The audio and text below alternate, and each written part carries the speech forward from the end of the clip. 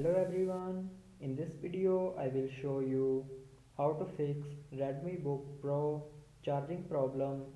So before starting the video, don't forget to subscribe the channel and also press the bell icon.